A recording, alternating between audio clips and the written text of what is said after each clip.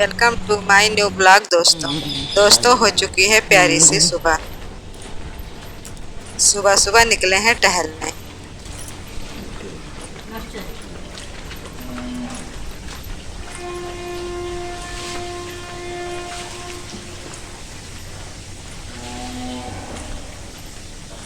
School में कुछ बन रहा।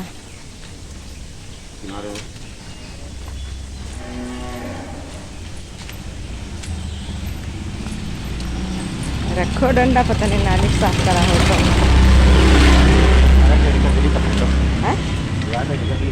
और का रखो उधर का नाली वाली साफ करेगी। आंगनवाड़ी क्या बना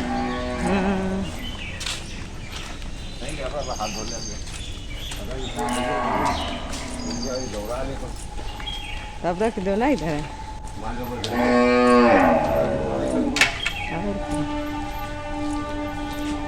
और स्कूल बन रहा फिर से।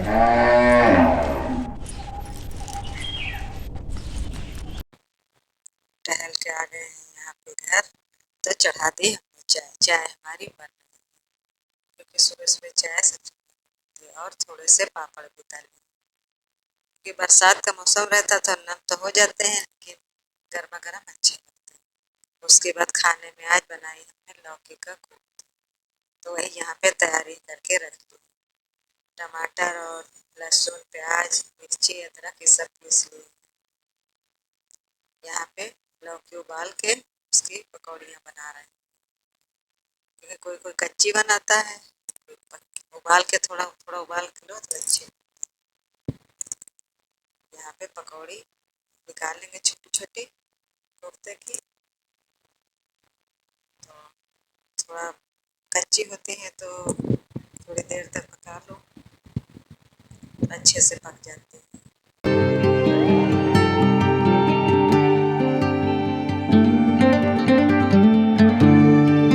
सुबह सुबह यहाँ पे खाना जब बनाते हैं तो एक तरफ यहाँ पे रेडियो बजता रहता है। तो इसके पहले जैसे 15 अगस्त आने वाला था, उसके गाने सावन में इस समय तो रेडियो में इतने प्यारे प्यारे गाने आते हैं कि खाना बनाते हैं तो कोई टाइम का पता ही नहीं चलता है। गाना सुनते रहो और अपना काम करते रहो, तो यहाँ पे हमको टाइम ही नहीं पता चलता कि कितना बज रहा, वही खाना बनाने में मन लगा रहता है। चाहे जितना काम हो किचन के अंदर अपना करते रहते हैं। और अब तो आजकल सब लोग मोबाइल में सुनते हैं, लेकिन रेडियो पे भी बहुत प्यारे प्यारे गाने और बातें और बहुत अच्छा लगता है।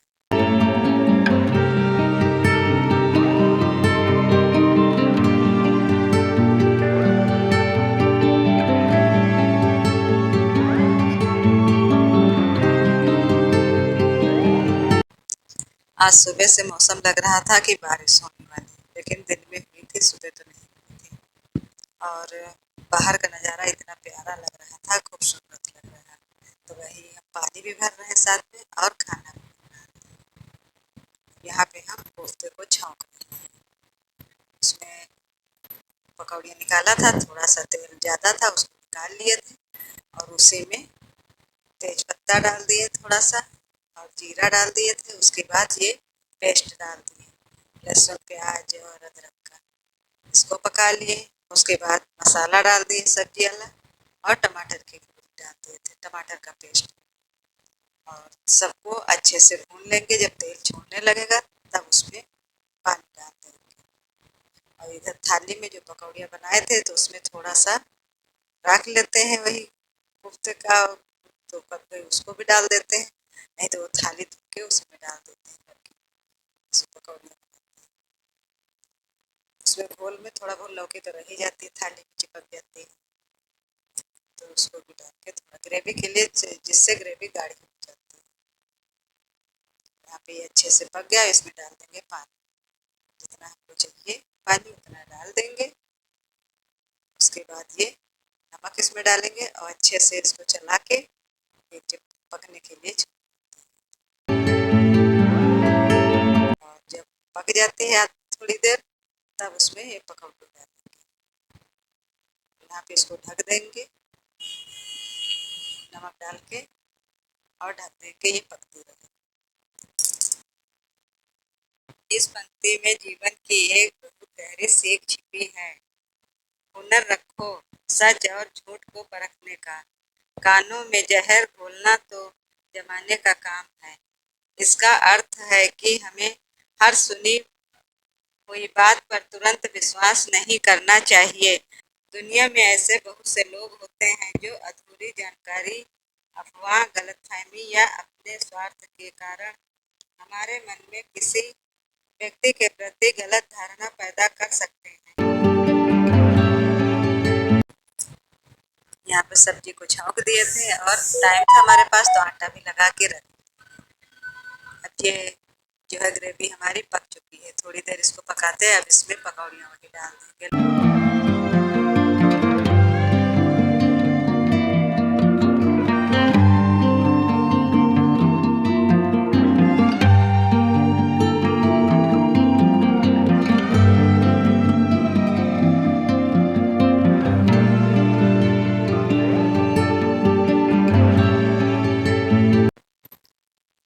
सब्जी हमारी पक रही थी, आटा भी लगा लिया और रोटियां भी थोड़ी सेक ली थी क्योंकि हस्बैंड जी को खाना देना था तो यहाँ पे लगा दी हमने थाली।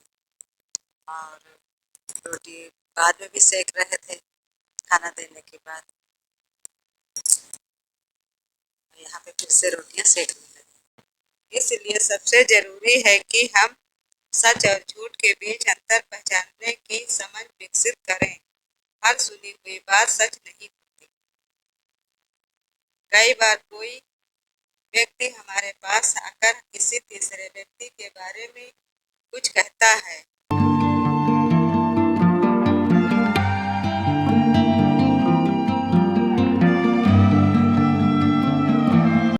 अब यहाँ पे हमारा खाना बन गया है तो गैस को भी साफ कर रहे हैं। गैस को भी अच्छे से साफ कर देते हैं तुरंत और पत्थर को भी झाड़ देते हैं और को अच्छे से साफ करके अपना नीचे की झाड़ू लगा लेते हैं। वह बात हमें इतनी विश्वास के साथ बताई जाती है कि हम बिना सोचे उसे सच मान लेते हैं। लेकिन हमें याद रखना चाहिए कि किसी बात को सुनना और उसका सच होना दो अलग अलग बातें हैं।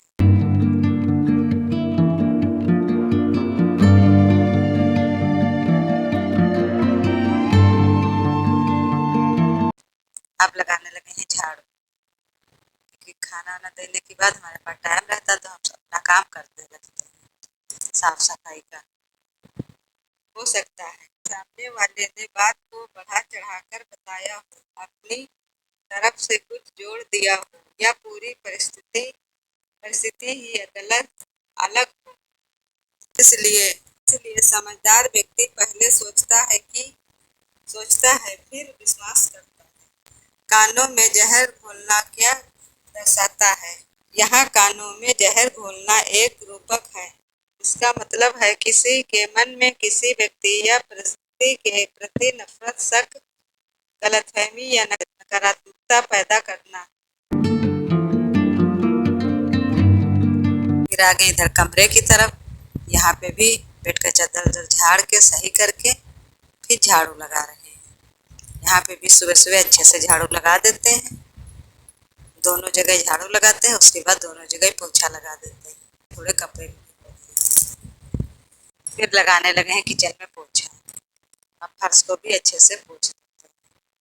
उदाहरण के लिए कोई कह सकता है वह तुम्हारे बारे में अच्छा नहीं सोचता, उसने तुम्हारे साथ ऐसा जानबूझकर किया है। तुम्हारे सामने वह कुछ और है और पीछे कुछ और। ऐसी बातें सुनकर अगर हम बिना सत्य जाने किसी पर विश्वास करना छोड़ दें तो एक अच्छा रिश्ता भी खराब हो सकता है।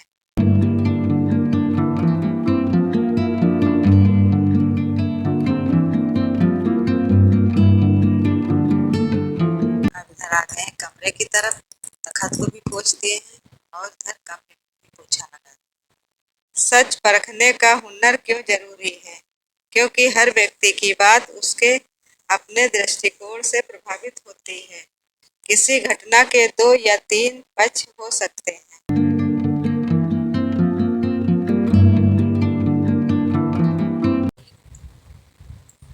यहाँ पे कढ़ाई भी खाली कर लिए थे, उसको भी धो के रख दिए। धो नहीं थी जीने पे, लेकिन रख देते हैं क्योंकि लोहे की कढ़ाई धूप में रख दो तो जंग नहीं लगती। उसके बाद धुलने लगे हैं कपड़े। कपड़े पहले तो सोचे थे कम हैं, लेकिन कपड़े डेली हो जाते हैं ज़्यादा। कि ये कपड़े हमको 2-3 जोड़ी है, 4 जोड़ी हो जाते, तब धुलना ही धुलना रहता है, डेली सुबह सुबह धुलते हैं।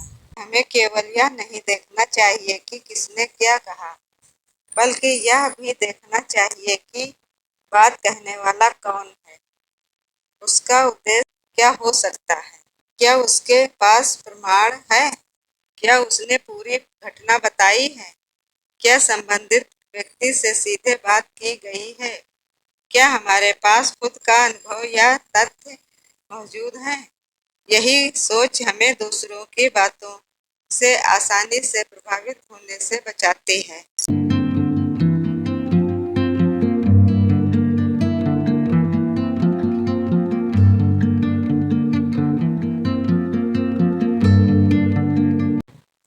यहाँ पे हमारा सारा काम हो गया सुबह का, तो पी रहे हैं चाय नाश्ता, क्योंकि जब सारा काम करके चाय नाश्ता करते तो बहुत सुकून मिलता है और आराम भी आती है, क्योंकि जब काम हो जाता है तभी अच्छा लगता है पीने खाने को। रिश्तों में सबसे ज़्यादा नुकसान गलतफहमी करती है।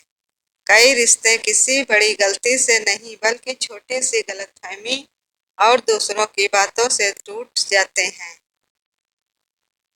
दो लोगों के बीच वर्षों का विश्वास होता है, लेकिन कोई तीसरा व्यक्ति कुछ ऐसी बात कह देता है जिससे शक पैदा हो जाता है। अगर दोनों एक दूसरे से बात करने के बजाय उस बात पर विश्वास कर ले तो रिश्ता कमजोर हो सकता है। इसलिए किसी के बारे में कुछ सुनने के बाद तुरंत फैसला लेने के बजाय उससे सीधे बात करना बेहतर है। अब ये है शाम का टाइम, तो आ गए हैं ऊपर और शाम को भी हमारा खाना नीचे बना के रखे, तब पे ऊपर टहलने जाते हैं। मौसम देख रहे हैं कितना बढ़िया, बादल भी छाए हैं और बरसात का मौसम रहता है तो हमको तो पसंद है बारिश। वही देख रहे हैं, इतना प्यारा खूबसूरत नज़ारा लगता है शाम। समझदार व्यक्ति हर बात का जवाब नहीं देता। सच को परखने वाला इंसान हर अफवाह के पीछे नहीं भागता। वह जानता है कि हर बात का जवाब देना जरूरी नहीं और हर बात पर प्रतिक्रिया देना भी समझदारी नहीं। वह समय देता है, कई बार समय खुद बता देता है कि कौन सही था, कौन और कौन गलत। इसका मतलब यह नहीं कि हमें हर चीज पर आंख बंद करके विश्वास करना चाहिए, बल्कि इसका अर्थ है कि निर्णय भावनाओं में बहकर नहीं, समझ और तथ्यों के आधार पर लेना चाहिए। दूसरों की राय को अपनी सच्चाई मत बनने दो। लोग आपके बारे में क्या सोचते हैं यह हमेशा आपके नियंत्रण में नहीं होता। कोई आपको अच्छा समझ सकता है, कोई गलत समझ सकता है और कोई जानबूझकर गलत साबित करने की कोशिश भी कर सकता है। लेकिन अगर आप अपने चरित्र और अपने कर्मों को जानते हैं तो हर व्यक्ति की बात आपके मन को प्रभावित नहीं करेगी। दूसरों की आवाज सुनिए, लेकिन अपना विवेक मत खोइए। हर मीठी बात सच नहीं और हर कड़वी बात झूठ नहीं। सच को पहचानने के लिए केवल शब्दों पर निर्भर नहीं रहना चाहिए। कभी कभी कोई व्यक्ति बहुत मीठी बातें करके भी गलत इरादा रख सकता है और कभी कोई व्यक्ति कठोर शब्दों में भी सही बात कह सकता है। इसलिए व्यक्ति को केवल उसकी बातों से नहीं, बल्कि उसके व्यवहार और कर्म और परिस्थितियों से भी समझना चाहिए। इस पंक्ति की सबसे बड़ी सीख, यह पंक्ति हमें दूसरों पर शक करना नहीं सिखाती, बल्कि समझदारी से विश्वास करना सिखाती है। विश्वास करना अच्छी बात है, लेकिन बिना सोचे समझे विश्वास करना हमेशा सही नहीं होता। हमें ऐसा इंसान बनना चाहिए जो दूसरों की बात सुने लेकिन फैसला अपने विवेक से करे, जो अफवाह सुने लेकिन सत्य की पुष्टि भी करे और जो किसी के बारे में राय बनाने से पहले उसकी स्थिति को समझने की कोशिश करें। निष्कर्ष, हुनर रखो सच और झूठ को परखने का संदेश यही है कि दुनिया में हर बात वैसी नहीं होती जैसी हमें सुनाई जाती है। लोग अपनी सोच, स्वार्थ, ईर्ष्या या गलतफहमी के कारण हमारे मन को प्रभावित कर सकते हैं। इसलिए किसी के कहने मात्र से किसी व्यक्ति को अच्छा या बुरा मत मानिए। सुनिए सबकी, समझिए परिस्थिति को और विश्वास कीजिए तथ्यों तथा अपने विवेक पर, क्योंकि दूसरों का काम आपके कानों तक बातें पहुंचाना हो सकता है, लेकिन उन बातों को सच मानना या नहीं मानना आपके विवेक पर निर्भर करता है। तो दोस्तों, आज का ब्लॉग यहीं सब समाप्त करते हैं। कल मिलेंगे एक नए ब्लॉग के साथ। अगर मेरा ब्लॉग पसंद आ रहा है तो दोस्तों इसे लाइक, शेयर और कमेंट करिए। और अगर मेरे चैनल पर नए आए हैं तो मेरे चैनल को सब्सक्राइब करिए। तब तक के लिए धन्यवाद दोस्तों।